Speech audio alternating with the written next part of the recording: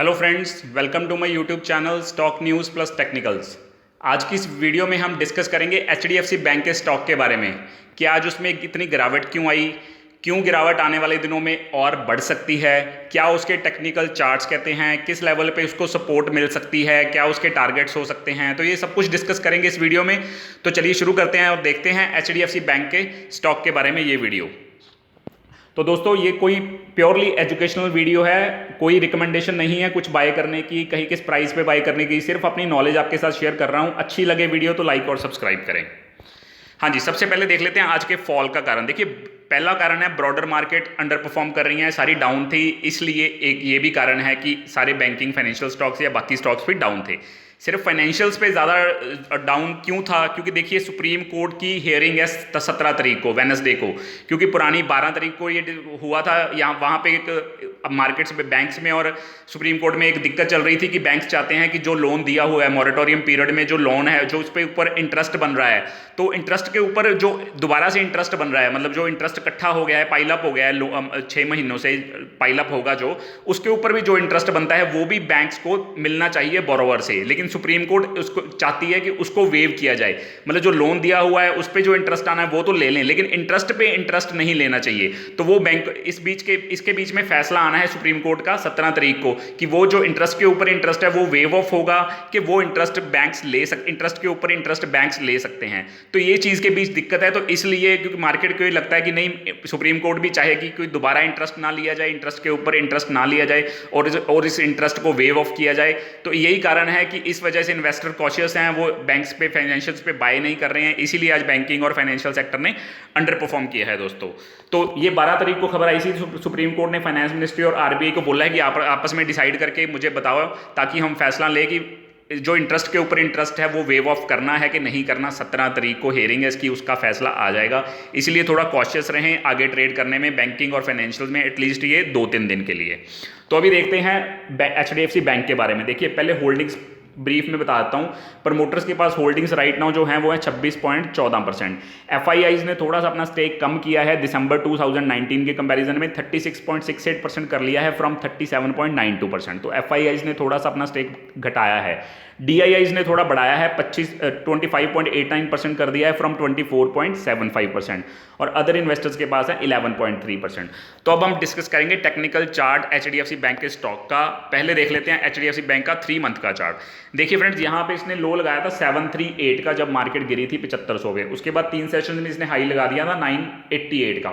उसके बाद काफ़ी सेशन, एक डेढ़ महीना ये इसके बीच में ही घूमता रहा, और यहाँ पे दोबारा इसने हाई लगाया था 1019 का। और लो देखिए 738, 843, 826, और ऊपर हाई दोबारा यहाँ पे ब्रेकआउट दिया था, हाई लगाया था 1066 रुपये का। तो ट्रेंड तो देखिए अप ट्रेंड में ही जा रहा है एचडीएफसी बैंक का स्टॉक, लेकिन काफ़ी दिक्कतें आ रही हैं। बैंकिंग की मॉरेटोरियम पीरियड भी बढ़ा दिया है 3 महीने का, तो वो भी एक तरह से दिक्कत वाली बात है बैंकिंग सेक्टर के लिए। और ऊपर से इंटरेस्ट के ऊपर जो इंटरेस्ट का वेव ऑफ की सुप्रीम कोर्ट में हियरिंग है 17 तारीख को, उसके ऊपर भी मार्केट डेफिनेटली रिएक्ट करेगी। तो ये सारी चीज़ें थोड़ी सी बैंकिंग और फाइनेंशियल्स के लिए थोड़ी सी वीक हैं, खबरें थोड़ी सी बुरी हैं। तो अब देख लीजिए सपोर्ट कहाँ से लेगा। देखिए यहाँ पे मैंने लिखा हुआ सपोर्ट, जो बहुत ही तगड़ी सपोर्ट है लेकिन वो काफ़ी नीचे है, वो तो है 840 के आसपास, क्योंकि यहाँ पे इसने एक तरह का डबल ट्रिपल बॉटम बनाया है, एक यहाँ पे, एक यहाँ पे, एक यहाँ पे। देखिए यहाँ पे ट्रिपल बॉटम बनाया है 820 और 850 के बीच में, तो वो तो एक डाउन साइड पे बहुत तगड़ी सपोर्ट है ही। और ऊपर में रेजिस्टेंस 1020 के आसपास, यहाँ पे एक तरह का ये 3 बार जा चुका, 988 का, 1020 का, 1066 का, मतलब मिडल पे रखें तो 1020 के आसपास इसकी मूविंग एवरेज भी है। तो वो ऊपर की साइड ये तगड़ी रेजिस्टेंस रहेगी दोस्तों। तो ये तो है रेजिस्टेंस 1020 के आसपास, और नीचे है सपोर्ट जो काफ़ी नीचे है, वो है 820 और 850 के बीच में। एक मंथ में आपको दिखाता हूँ, एक मंथ के चार्ट में, तो वहाँ पे कैसा दिखता है असली में। देखिए ये एक मंथ का चार्ट है, 826 का लो लगाने के बाद कंटिन्यूसली अप ट्रेंड में रहा, 1066 का हाई लगाया। उसके बाद आज के सेशन में 974 का हाई है और 943 का लो है, और क्लोज हुआ है 949 पे। और देखिए फ्रेंड्स, ये यहाँ पे बेरिश हरामी तरह की जो कैंडल बनी है, बुलिश कैंडल ग्रीन के बाद छोटी सी रेड कैंडल जो बनी है इसको बेयरिश हरामी कहते हैं। देखिए ज़्यादातर इसका पर्पज होता है कि ये स्टॉक यहाँ से नीचे जाएगा इस चार्ट पैटर्न के हिसाब से, बट अगर मार्केट थोड़ा सा इंप्रूव करती है, अच्छा चलती है, तो हो सकता है ये पैटर्न एक तरह का कैंसिल भी हो सकता है, इसके ऊपर भी मूव कर सकता है स्टॉक। तो वो दोनों ऑप्शंस हमेशा दोनों ही लेके चलते हैं, लेकिन राइट नाउ जो सजेस्ट कर रहा है वो यही सजेस्ट कर रहा है कि नीचे जा सकता है और न्यूज़ भी आनी है, उसके हिसाब से भी मार्केट रिएक्ट करेगी। अब इस 1 मंथ के चार्ट में सपोर्ट कहाँ बनती है, देखिए ये 2 कैंडल्स देखिए, ये वाली ग्रीन वाली और इसके ऊपर वाली, यहाँ पे दोनों पे वॉल्यूम्स भी बहुत अच्छा है, नीचे देखिए। तो इन दोनों कैंडल्स का हाई और दोनों कैंडल्स का लो बहुत इंपॉर्टेंट होता है एज सपोर्ट। देखिए यहाँ पे 950 का हाई है इस कैंडल का और वहीं के आसपास इसने क्लोजिंग दी है, तो ये एक एज ए सपोर्ट एक्ट करता है। अगर कल खुलते ही ये नीचे आ गया तो नेक्स्ट सपोर्ट बनेगी 910 और 914 के आसपास, तो ये एक तगड़ी सपोर्ट बनेगी, क्योंकि वो 910 इस कैंडल का हाई है और 914 इस कैंडल का लो है। तो इसके बीच में 910 और 915 के बीच में एक अच्छी सपोर्ट बनेगी, यहाँ से ये स्टॉक सपोर्ट ले सकता है आने वाले 1-2 सेशन से। तो ये इस चीज़ का आपने बिल्कुल ध्यान रखना है। ये सपोर्ट लेवल ही कैंडल्स होती हैं जिनका वॉल्यूम्स बहुत ज़्यादा होता है, तो उस कैंडल का हाई और लो बहुत इंपॉर्टेंट होता है एज ए सपोर्ट। अगर इसके भी नीचे चला गया तो यही कैंडल्स की जो हाई है वो रेजिस्टेंस बन जाएगी, हाई एंड लो वो रेजिस्टेंस बन जाएंगे।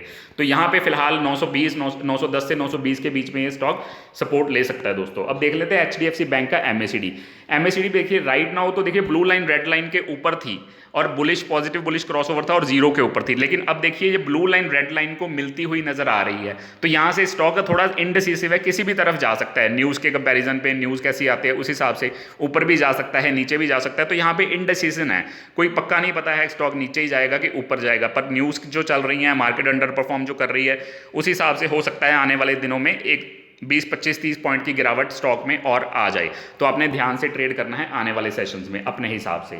टेक्निकल्स में देखिए stock can take support from 922 which is 50 DMA of the stock. मैंने आपको कैंडल्स में भी दिखा दिया, 910 से 920 की रेंज में अच्छी सपोर्ट बनती है और 922 इसका अराउंड इसका 50 डे मूविंग एवरेज भी है स्टॉक का। तो वहाँ तक काफ़ी हद तक चांसेस है कि वहाँ पे अगर आया तो वहाँ से ये स्ट्रॉन्ग सपोर्ट लेके पुल बैक दे सकता है दोस्तों। तो रेजिस्टेंस मैंने आपको बता दिया 1020 1030 के आसपास है, जहाँ से इसने ट्रिपल टॉप भी बनाया है जो इसकी 100 डे मूविंग एवरेज है। तो 1030 की रेजिस्टेंस रहेगी और नीचे को 920 के आसपास इसकी स्ट्रॉन्ग सपोर्ट रहेगी जो 50 DMA है इस स्टॉक का, HDFC बैंक का। तो ये है पूरा एनालिसिस HDFC बैंक के स्टॉक का। आप अपना ध्यान से अपने फाइनेंशियल एडवाइजर को पूछ के ही ट्रेड लें, लेकिन मैंने आपके साथ जो मेरी नॉलेज थी मैंने वही शेयर की है मेरे हिसाब से जो मुझे लगता है।